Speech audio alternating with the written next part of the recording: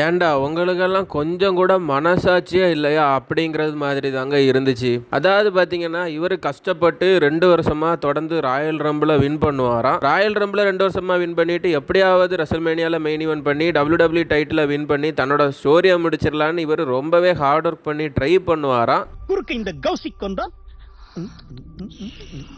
அப்போ பார்த்து இடையில இந்த கௌசிக் வந்தா அப்படின்னு சொல்லிட்டு இவர் இடையில வந்து போர்டு மெம்பராக இருக்கிற ஒரே காரணத்தை யூஸ் பண்ணிட்டு ஹார்ட் ஒர்க் பண்ணின கோடியை தூக்கி போட்டுட்டு இவர் அப்படியே ஸ்ட்ரைட்டாக ரெசல்மேனியாவில் மெயின் ஈவென்ட் பண்ண போயிடுவாராம்.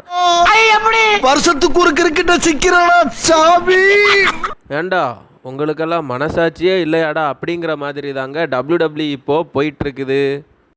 காலையில என்ன விளையாட்டு காட்டுறாங்க, எப்படி எல்லாம் சோதிக்கிறாங்க, பொழுது விடிய விட மாட்டேங்கிறாங்களே ஐயா. ஒண்ணு தெரிஞ்சு போச்சுடா, இந்த பிரபஞ்சத்துல உங்க மத்தியில இந்த உசுரை காப்பாத்துறது ரொம்ப சிரமம்.